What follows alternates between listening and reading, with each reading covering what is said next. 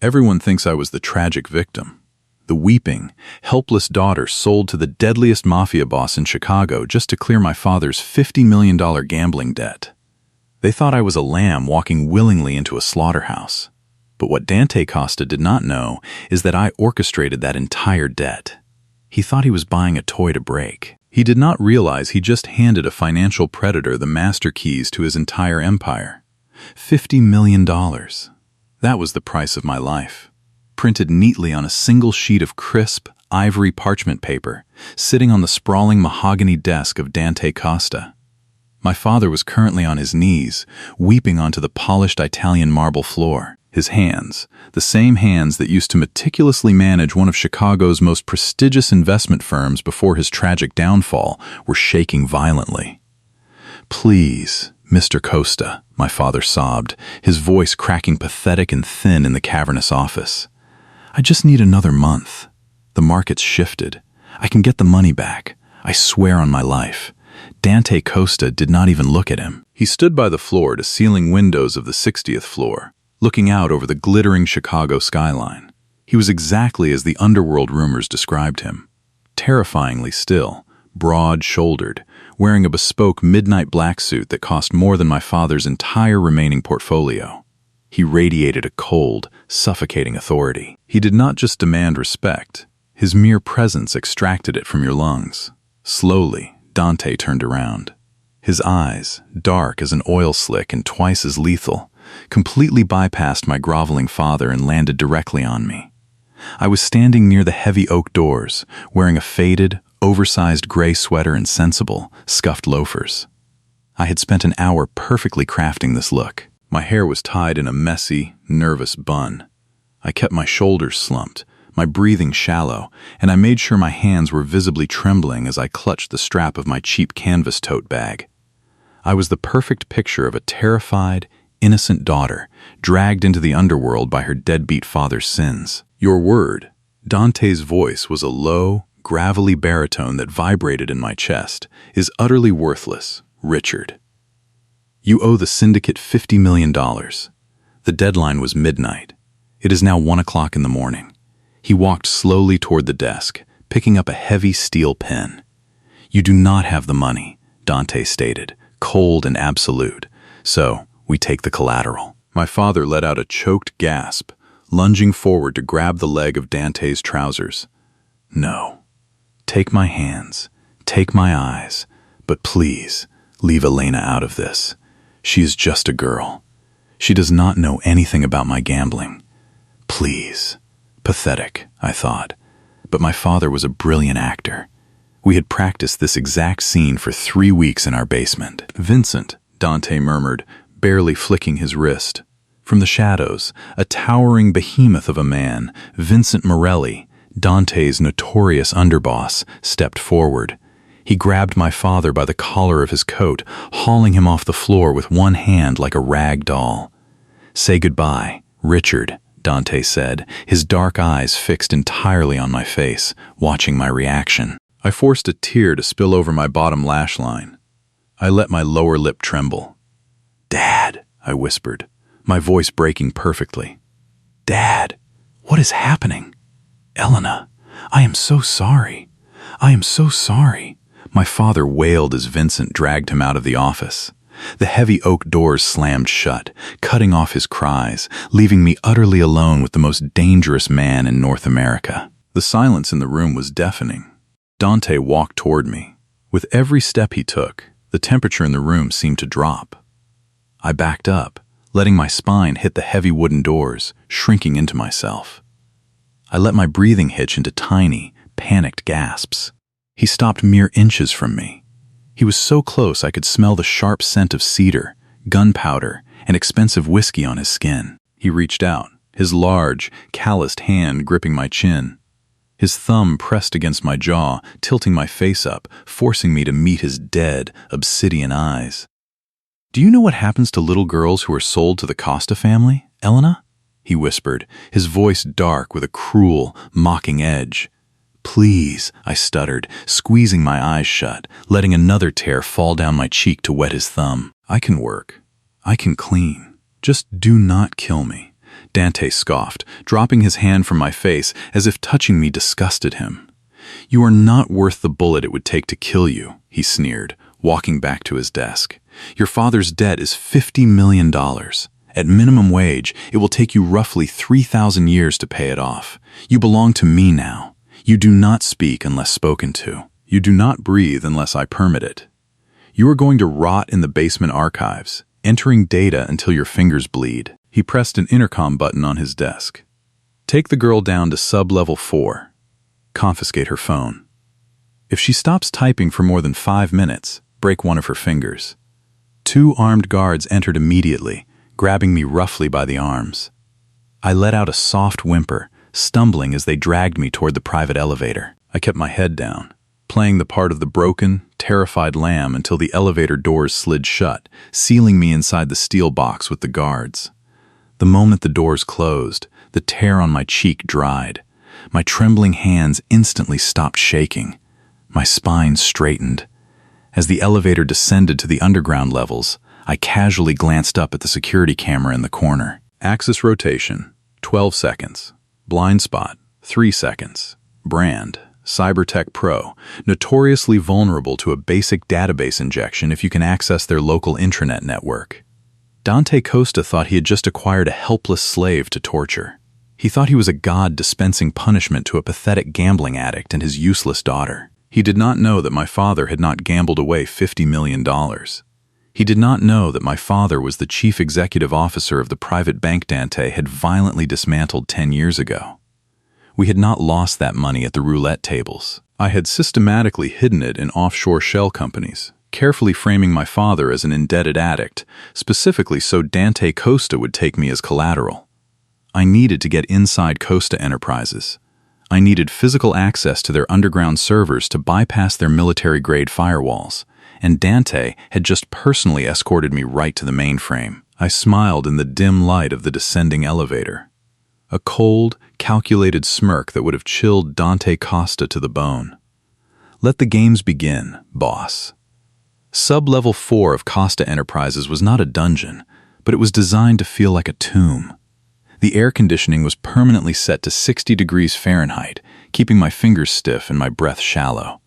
There were no windows. The only light came from the harsh fluorescent tubes buzzing overhead and the glow of a single, outdated computer monitor.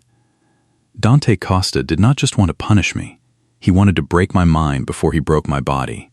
On my second night, Vincent Morelli dropped 6 leather-bound ledgers onto my cheap metal desk. The impact echoed like a gunshot in the silent room. "The boss wants these digitized and reconciled by 6 o'clock in the morning," Vincent grunted, crossing his massive arms. "They are the raw cash flows from 10 of our underground casinos on the south side. Every penny must match. If you miss a single cent, or if you fall asleep, I come down here and break your left hand." I looked up at him, letting my lower lip tremble. My eyes were already red and swollen from crying on command for the past 2 hours. "But these are thousands of pages," I whispered, my voice thick with fake panic. "I have never done accounting. Please, I do not know how." Vincent just laughed, a cruel, scraping sound, and walked away. The heavy steel door locked behind him. I waited exactly 5 minutes. I stared at the ledgers, letting my tears fall onto the cover of the first book. The security camera in the corner of the room was watching my every move. I knew Dante was probably sitting in his penthouse, watching the feed while sipping a glass of scotch, waiting for me to shatter. So, I gave him exactly what he wanted. I opened the first ledger with trembling hands. I clumsily typed numbers into the spreadsheet.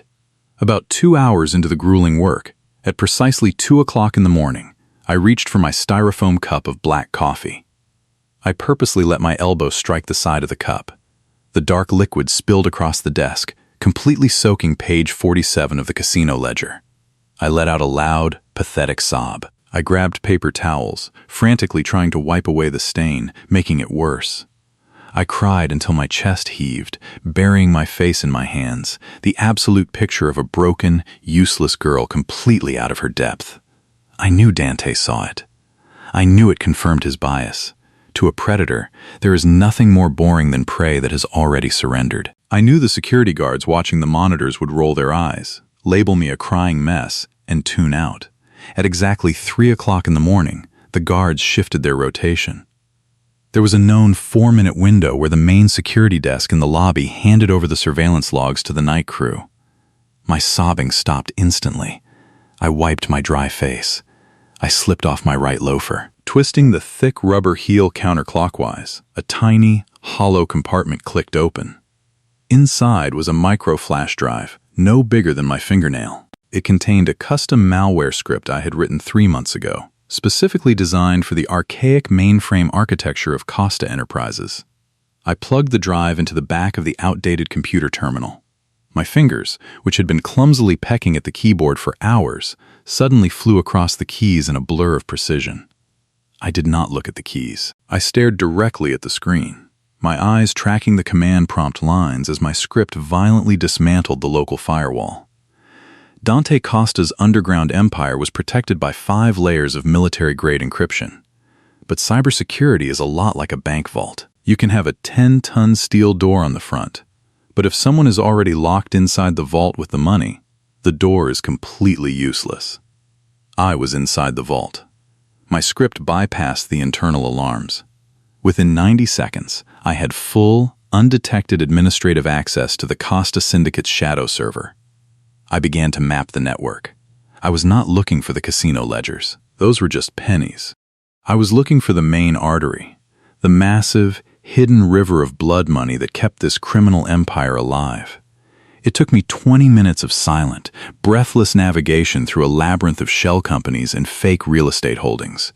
The tension in my chest was absolute. If the network administrators detected my ping, Vincent Morelli would be down here in 60 seconds to put a bullet in my head.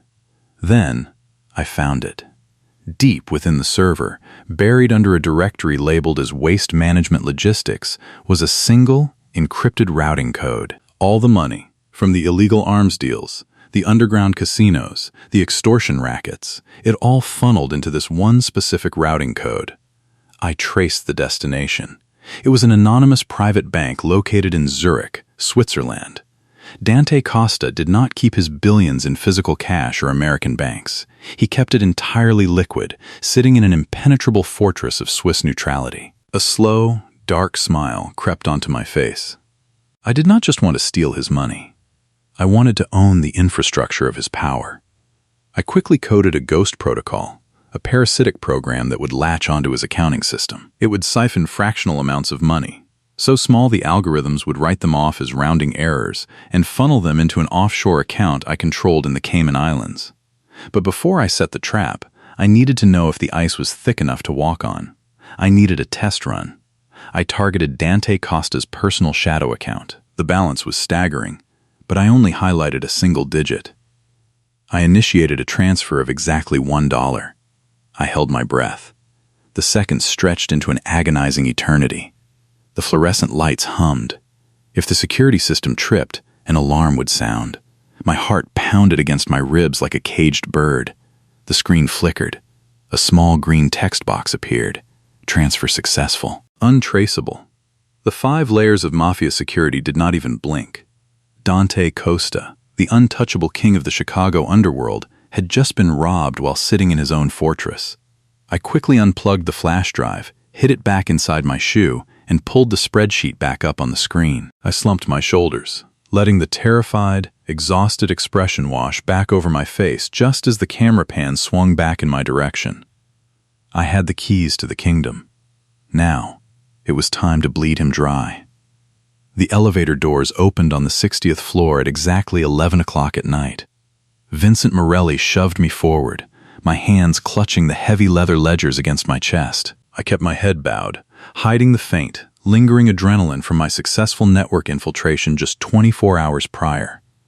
"The boss wants to review your pathetic attempt at accounting," Vincent grunted, pushing open the heavy oak doors to Dante Costa's office. "Do not speak unless he addresses you." The penthouse office was completely dark, save for the ambient glow of the Chicago skyline bleeding through the floor-to-ceiling windows. Dante was standing near his private bar, pouring amber liquid into a crystal glass. He did not wear a jacket tonight. His white dress shirt was unbuttoned at the collar. The sleeves rolled up to his elbows, revealing forearms corded with muscle and faded, violent scars.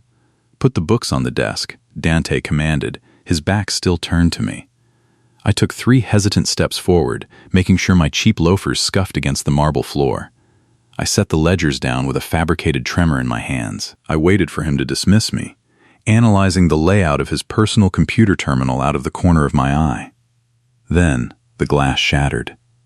It did not just break. The reinforced, bullet-resistant windows exploded inward in a terrifying shower of jagged shards. The deafening roar of automatic weapon fire ripped through the silent office. "Get down," Dante roared. Before my brain could even process the trajectory of the bullets, a massive weight slammed into my side. Dante tackled me to the floor, wrapping his arms around my head, shielding my body with his own as we crashed behind the thick, solid oak of his desk. The air was instantly thick with the acrid smell of sulfur and vaporized glass. Bullets chewed through the expensive leather furniture, shattering the liquor cabinet, raining an ocean of scotch and crystal down upon us. It was a coordinated hit, likely the Beyonce cartel, striking the heart of the Costa Empire. Outside the office, the building's alarms began to shriek. Heavy boots pounded down the hallway as Dante's security perimeter finally engaged the shooters. Beneath the desk, the world was reduced to the harsh sound of our breathing. Dante shifted his weight off me, pulling a heavy, matte black .45 caliber handgun from the holster at his waist. As he moved, he let out a sharp, involuntary hiss of pain. I looked down. The left sleeve of his pristine white shirt was rapidly turning a dark, slick crimson. A bullet had grazed the outside of his bicep, tearing through the flesh. It was not fatal, but it was bleeding heavily. I knew exactly how I was supposed to react. I was supposed to scream. I was supposed to curl into a fetal position, cover my ears, and hyperventilate like a terrified civilian caught in a mob war. But as I stared at the blood pooling on the marble floor, my mask slipped. The adrenaline of the ambush had bypassed my carefully constructed persona and triggered my primal instincts. I did not scream. My heart rate leveled out to a perfectly calm, steady rhythm. I sat up slightly. I reached for the hem of my oversized, ugly gray sweater and pulled it over my head, leaving me in a thin, tight white tank top. Dante watched me, his dark eyes narrowing in confusion as he kept his gun aimed toward the ruined windows. I gripped the thick wool of the sweater and used my teeth to rip a small notch in the collar. With one sharp, violent pull, I tore a long, sturdy strip of fabric free. "Give me your arm," I said. My voice was not shaking. It was flat, cold, and entirely authoritative. Dante froze. He looked at my face, searching for the weeping, pathetic girl who had begged for her life 2 nights ago. She was completely gone. I did not wait for his permission. I grabbed his bleeding left arm, my fingers pressing firmly against the brachial artery to slow the blood flow. I wrapped the torn fabric tightly around the wound, pulling the knot with enough force to make his jaw clench. My hands were incredibly steady. My movements were clinical, precise, and devoid of any human panic. The gunfire outside abruptly ceased.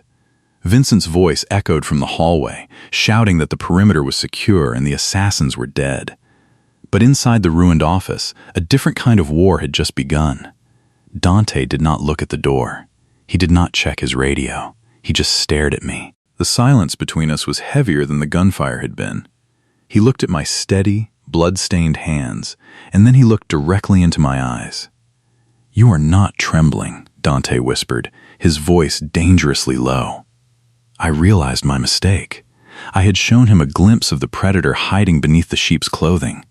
I tried to widen my eyes, tried to force a delayed tremor into my bottom lip. "I am just in shock," I stammered, trying to find the broken pitch in my voice. "The blood. I just panicked and—" "Do not insult my intelligence, Elena," he interrupted, his tone cold enough to freeze water. "A frightened girl does not apply a combat tourniquet with a resting heart rate. A frightened girl does not look at a bullet wound without flinching." He slowly lowered his .45 caliber handgun to the floor. He reached down to his ankle and pulled a small, silver revolver from a hidden holster. He flicked his wrist, popping the cylinder open. The metallic click echoed loudly.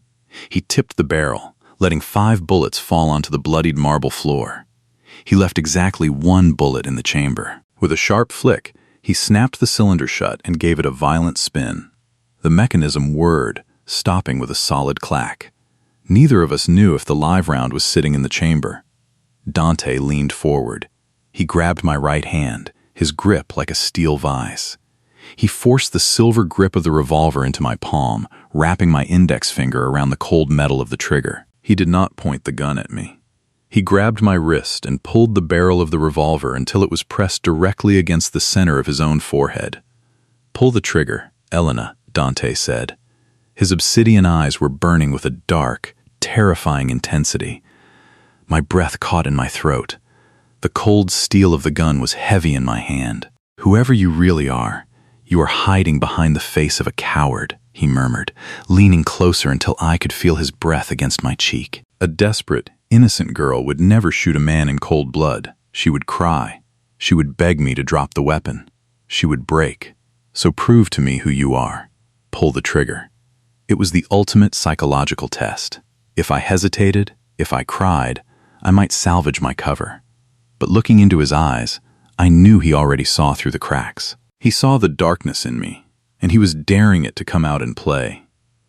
The alpha in me recognized the alpha in him, and I absolutely refused to submit. I did not break eye contact. I did not shed a single tear. My hand did not shake by even a fraction of a millimeter. I looked straight into the soul of the most feared mafia boss in Chicago, and I smiled. A small, sharp, razor-thin smile. I pulled the heavy trigger. Click. The hammer struck an empty chamber. The sound rang out like a bell. I had just willingly pulled the trigger on a loaded gun aimed at his brain without a single second of hesitation. Dante Costa did not flinch. He did not pull away. For a long, agonizing moment, he just stared at me. The deadly, suspicious glare melted away, replaced by something far more dangerous. It was fascination. It was pure, unadulterated obsession. He slowly reached up and took the revolver out of my hand. He tossed it aside. He stood up from the floor, brushing the shattered glass from his trousers. He walked over to the remains of his liquor cabinet, found an unbroken bottle of 20-year-old scotch, and poured 2 glasses. He walked back, offering 1 crystal glass to me. I took it, standing up to face him. Dante clinked his glass against mine. The soft chime of the crystal was the only sound in the room. To the girl in the gray sweater, Dante murmured, a dark, wicked smirk pulling at the corner of his lips. "Whoever killed her tonight, I owe them a debt of gratitude. I think I am going to enjoy owning the monster that took her place." I took a sip of the burning liquor, looking at him over the rim of the glass. He thought he had just uncovered my true nature. He thought he had found a ruthless plaything to match his own darkness. He had no idea that the monster he was raising his glass to was already draining his empire, $1 at a time. It was exactly 48 hours after the shattered glass of the penthouse had been swept away. Vincent Morelli did not knock when he came to retrieve me from the sub-level archives. He just grabbed my arm and dragged me upward. When I walked into the office, Dante Costa was sitting behind his newly replaced mahogany desk. Standing across from him was James Whitaker, the syndicate's chief accountant. James was a slippery, arrogant man who wore suits that were slightly too expensive for a legitimate salary. Right now, he looked entirely too triumphant. "Sit down, Elena," Dante commanded. His voice was eerily calm, the kind of calm that precedes a catastrophic hurricane. I took the seat across from the desk, keeping my posture rigid. "Tell her what you found, James," Dante said, leaning back in his leather chair. James smirked, turning his laptop around so the screen faced me. "There is a ghost protocol embedded in our primary ledger system," he said, his voice dripping with condescension. "Someone bypassed the 5 layers of military-grade encryption and established a microfunnel. Fractional amounts of money are being siphoned into a Cayman Islands account. The breach originated from sub-level 4. Your terminal, to be exact, on your very first night." James leaned forward, placing his hands on the desk. "She is not a terrified daughter, boss. She is a corporate spy. She is stealing from us." Dante did not say a word. He just stared at me, his dark eyes analyzing every microscopic twitch of my facial muscles. He was waiting for the mask to break. He was waiting for the girl who had pulled the trigger on an empty gun to show her true face. I looked at the screen. I looked at James. And then I let out a slow, trembling breath. I knew this moment was coming. In fact, I had orchestrated it entirely. James Whitaker thought he had just caught a rat in his perfect financial maze. He did not realize he was just a pawn on a chessboard I had built 10 years ago. 10 years ago, my father was not a pathetic gambling addict crying on a marble floor. He was Richard Vance, the chief executive officer of a prestigious private equity bank in downtown Chicago. He was a proud, brilliant man, but he refused to launder money for the Costa syndicate. So, Dante Costa destroyed him. Dante orchestrated a hostile takeover, framed my father for embezzlement, and watched with a cold smile as our family lost absolutely everything. My father did not owe the Mafia $50 million. The debt was completely fabricated. I spent 3 years building those offshore shell companies. I forged the casino markers. I carefully planted the breadcrumbs that made it look like my father had gambled away a fortune he did not possess. I backed him into a corner so perfectly that he had no choice but to offer me to Dante as collateral. I did not infiltrate this empire to survive. I infiltrated it to tear it down from the inside, and I needed a scapegoat to get the keys to the main vault. I looked up at Dante. My eyes were wide, pooling with fresh tears. "I do not know what he is talking about," I whispered, my voice shaking perfectly. "I do not even know how to use an internet protocol router." "Stop lying," James snapped. "The digital footprint points directly to your keyboard." I stood up from my chair. I did not look terrified anymore. I let a flash of desperate anger cross my face. I reached across the desk and pulled the laptop toward me. "If I am a master hacker," I said, my voice rising in a carefully calculated panic, "then why did the person who wrote this code leave the back door open on the network port?" My fingers flew across the keyboard. I typed a rapid sequence of commands, opening the hidden directory log of the very virus I had created. I did write the ghost protocol, but I was not stupid enough to leave my own fingerprints on it. Before I initiated the transfer 2 nights ago, I had bounced the signal through the internal network using a hijacked authentication token. "Look at the server pathway," I said, turning the laptop back toward Dante. The breach did not originate from my terminal. It was routed through my terminal to hide the true source. "Trace the internet protocol address of the Cayman Islands receiving account." Dante leaned forward. His dark eyes scanned the lines of code. James frowned, his triumphant smirk faltering. "What did you just do? You altered the data." "I did not alter anything," I said coldly. "I just removed the mask." On the screen, the true ownership of the offshore account materialized. It was registered to a shell corporation called Aegis Logistics. Dante slowly looked up from the screen. He looked at James. "Aegis Logistics," Dante murmured, the temperature in the room dropping below freezing. "That is your sister's maiden name, is it not? James?" James went completely pale. The blood drained from his face as he realized what he was looking at. "No," he stammered, stepping backward. "No, boss, I swear on my life. She is framing me. She is manipulating the logs. I would never steal from you." Dante stood up. He did not shout. He did not look angry. He just looked disappointed, which was infinitely more terrifying. "You found a discrepancy in the ledgers," Dante said quietly, walking slowly around the desk. "And instead of covering your tracks, you tried to pin it on the new girl in the basement." A clumsy, desperate move. "James, please," James begged, his knees hitting the floor exactly the way my father's had. "I am loyal. Check my bank accounts. Check everything." "I already did," Dante replied. Dante reached into his suit jacket. The movement was so smooth, so practiced, it was almost elegant. He drew a suppressed 9mm handgun. He did not hesitate. He did not offer a final word. He pulled the trigger. A soft, muffled cough echoed in the office. James Whitaker collapsed onto the pristine marble floor, a single, precise hole between his eyes.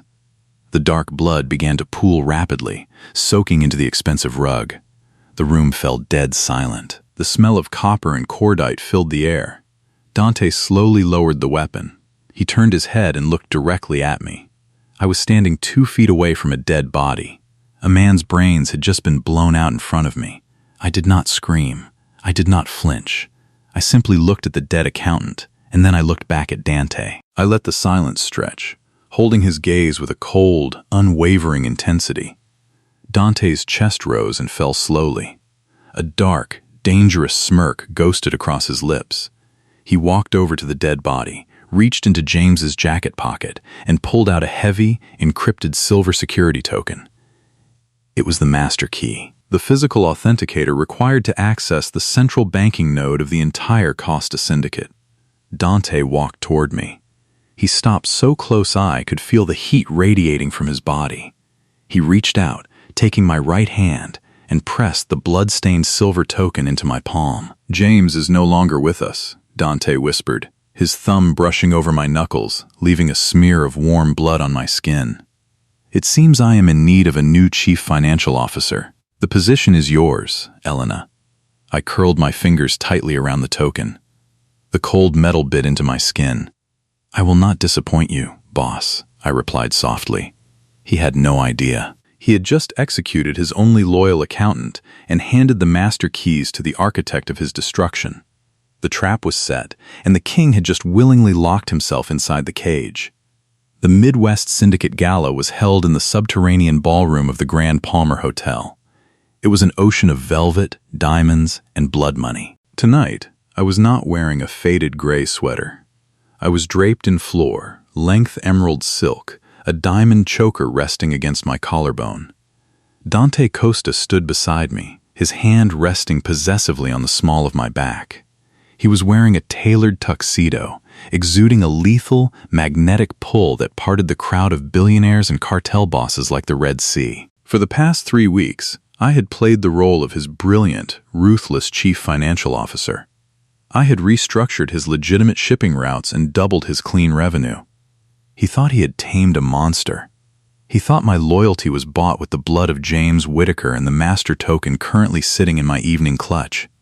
He was wrong. The token gave me access to the vault, but transferring the entirety of the Costa Syndicate's liquid assets required a final biometric override. I needed his fingerprint. Specifically, the right thumbprint, registered directly to his encrypted personal phone. I had spent the entire evening tracking his movements. At exactly 11 o'clock at night, Dante left my side to finalize a weapons shipment with the Russian Bratva in a soundproof VIP room. Before he walked away, he leaned down, his lips brushing against my ear. "Wait for me at the bar," he murmured, his breath warm against my skin. "Do not talk to anyone." As he pulled back, I let my fingers trace the lapel of his tuxedo jacket, sliding smoothly down to his inner pocket. It was a pickpocketing technique I had perfected years ago. My touch was light, disguised as a lover's caress. The heavy, cold metal of his encrypted phone slipped seamlessly into my palm. I smiled up at him. "Hurry back, boss." As soon as the heavy doors of the VIP room closed behind him, I moved. I did not go to the bar. I walked swiftly toward the secluded, dimly lit alcove near the wine cellar. My heart was beating a steady, rhythmic drum against my ribs. I pulled the phone from my clutch. My custom malware had already synced his device to my offshore accounts. I initiated the final command sequence, a massive, unprecedented short sell of every single Costa Enterprise asset, paired with a complete liquidation of the Swiss bank accounts. Billions of dollars were hovering in the digital ether, waiting for one single biometric input. The screen flashed red. Authorization required. Scanning for biometric input. I had exactly 90 seconds before the phone's internal security locked out the unauthorized attempt. I heard the heavy, rhythmic footsteps echoing on the marble floor. Dante. He had finished the meeting early. I quickly shoved the phone behind my back, leaning against the cold stone wall of the alcove. The shadows completely engulfed me. Dante appeared at the edge of the alcove. His dark eyes scanned the darkness, locking onto me. He did not look angry that I had disobeyed his order to stay at the bar. He looked hungry. He closed the distance between us in 3 long strides. He did not say a word. He placed his hands flat against the stone wall on either side of my head, trapping me completely. The scent of expensive cedar and danger washed over me. "I told you to wait at the bar, Elena," he whispered, his voice a dark, rough growl. "I prefer the dark," I replied smoothly, tilting my chin up to meet his gaze. 60 seconds left. The phone buzzed silently against my spine. Dante leaned in, his gaze dropping to my lips. He was entirely consumed by the toxic, electric tension that had been building between us for weeks. He thought I was surrendering to him. He thought I belonged to him. He crushed his mouth against mine. It was a violent, demanding, and utterly possessive kiss. His lips parted mine, completely taking over my senses. His left hand moved from the wall, sliding down my waist, pulling my hips flush against his. 30 seconds left. I kissed him back with equal ferocity. My hand slid up his chest, wrapping around his neck. But my left hand moved lower, slipping behind his back, my fingers finding his right hand where it rested tightly against my hip. I intertwined my fingers with his, a seemingly passionate gesture. I guided his hand downward, slipping it perfectly between our bodies, pressing it against the small of my back. 15 seconds left. Dante groaned into the kiss, completely lost in the physical sensation, his grip tightening. I positioned the phone directly under his right hand. With a precise, calculated movement, I pressed his right thumb firmly against the glowing sensor on the screen. I held my breath. The kiss deepened. The world around us ceased to exist. Behind his back, the screen flashed a brilliant neon green. Transfer successful. $0.00 remaining. The ocean had just been drained. I slowly pulled away from his lips.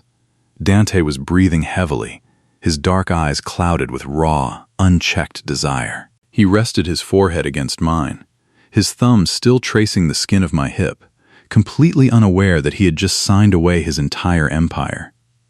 "Let us go home, Elena," he murmured, his voice rough. I smiled, slipping the phone out of his hand and dropping it back into my clutch before he even realized it was missing. "Yes, Dante," I whispered, looking directly into the eyes of the man I had just destroyed. "Let us go home." The morning sun bled through the floor-to-ceiling windows of Dante Costa's penthouse. It was exactly 6 o'clock in the morning. I was already awake, sitting in the plush velvet armchair in the corner of the bedroom, wearing one of his discarded white dress shirts. I held a crystal glass of sparkling water, watching him sleep. The king of the Chicago underworld looked almost peaceful when he was unconscious. But peace is a luxury built on illusions, and Dante's illusion was about to shatter. At exactly 6:15, the encrypted secure line on the nightstand began to ring. It was a harsh, jarring sound. Dante woke instantly. The peaceful man vanished, replaced immediately by the apex predator. He snatched the receiver, his voice thick with sleep but laced with authority. "Speak," he commanded. I watched his face closely. I watched the exact moment his empire crumbled, the subtle tightening of his jaw, the rapid dilation of his dark pupils, the way his knuckles turned completely white as he gripped the plastic receiver. 99% of the Costa syndicate's liquid assets were gone. The accounts were not just frozen, they were eradicated. Dante slammed the phone down. He did not shout. He moved with the terrifying speed of a striking viper. He crossed the bedroom in 3 massive strides, pulling the 9mm Glock 19 from the hidden drawer of the nightstand. In a fraction of a second, the cold steel barrel of the gun was pressed directly against the center of my forehead. His chest was heaving. His eyes were completely black, devoid of any warmth, any desire, any humanity. He was staring at a ghost. He was staring at the woman who had just slit the throat of his legacy. "What did you do?" he whispered. His voice was a razor blade, trembling with a lethal, barely contained fury. "Give me the reversal codes, Elena, or I will paint this wall with your brains." I took a slow sip of my sparkling water. The glass did not clink against my teeth. My pulse remained at a perfectly steady 60 beats per minute. "You cannot reverse it, Dante," I said softly, looking up into his murderous eyes. The money did not just bounce to the Cayman Islands. That was merely a transit node. He pressed the barrel harder against my skin. I felt the cold metal bite into my forehead. "Where is my money?" he demanded, his finger tightening on the trigger. "It is exactly where it has always been," I replied smoothly, sitting safely inside the vault of the Zurich private bank. But there is a slight technicality. Overnight, a holding company registered in the Cayman Islands executed a hostile takeover of that specific Swiss bank. They bought out the majority shareholders. Dante froze. His breathing hitched for a fraction of a second. I saw the microscopic gears turning in his brilliant, ruthless mind as he connected the dots. "I did not steal your money, boss," I whispered, a dark, victorious smile spreading across my lips.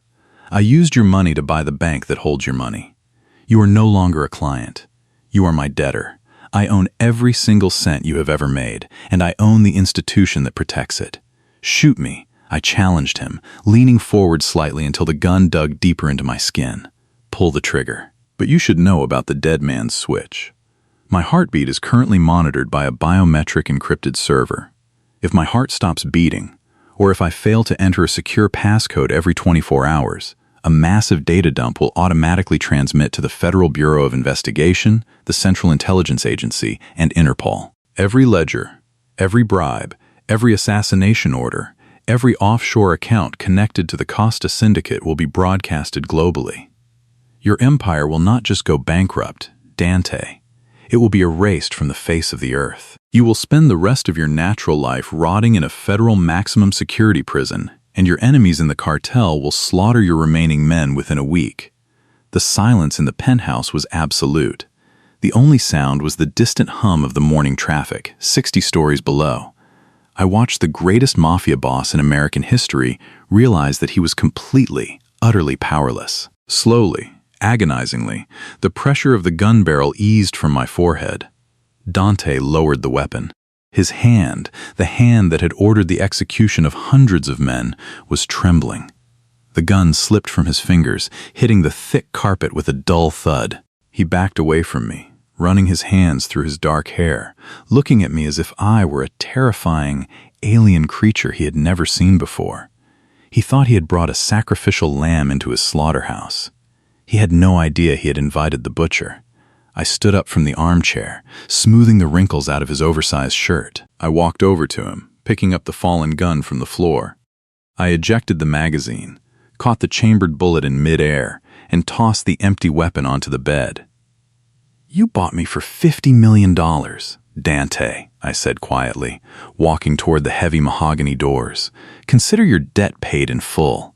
I expect you in my office in 30 minutes to discuss your new employment contract." 30 minutes later, I sat behind the massive mahogany desk in the penthouse office. The same desk where my father had wept, and where my life was supposedly sold for $50 million. The heavy oak doors burst open. Vincent Morelli stormed into the room, followed by 4 heavily armed syndicate enforcers. Their weapons were drawn, their laser sights painting a frantic red web across my chest.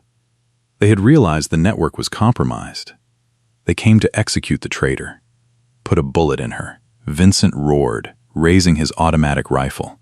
"Stand down," a voice thundered from the shadows. Dante Costa stepped out from the alcove near the private bar. He had changed into a fresh, tailored black suit. He walked directly into the line of fire, placing his broad shoulders between me and his own men. "Boss, she is bleeding us dry," Vincent growled, his finger trembling on the trigger. "She locked the master accounts." "Let me kill her." "If you pull that trigger, Vincent," Dante said, his voice deadly calm, "a dead man's switch will trigger a global data dump. The entire Costa syndicate will face federal indictments within 60 seconds. And even if that were not the case, if you disrespect her again, I will personally remove your tongue. Lower your weapons. All of you." The enforcers hesitated, looking at each other in sheer disbelief. But the authority of the king was absolute. Slowly, reluctantly, they lowered their guns. Vincent glared at me with pure hatred, but he holstered his weapon and backed out of the room, leaving the heavy doors closed behind him. I leaned back in the plush leather chair, crossing my legs. I did not even blink during the standoff. "Excellent obedience training, Dante," I murmured. Dante walked slowly toward the desk. He did not look angry anymore. The rage had burned out, leaving behind a dark, intoxicating fascination. He looked at me not as a defeated man, but as a predator admiring a superior predator. "So, what are the terms of my new employment?" he asked, stopping right in front of the desk. "First," I replied smoothly, "my father is untouchable. He is boarding a private jet to a private island in the Mediterranean Sea as we speak. He will live out his days in absolute luxury, funded entirely by your former private accounts." "And the syndicate?" Dante prompted, leaning his hands on the desk. "The syndicate is now a wholly owned subsidiary of Aegis Logistics," I stated, my tone strictly business. "You and your men will continue to operate the daily logistics of the underground, the smuggling routes, the casinos, the extortion rings.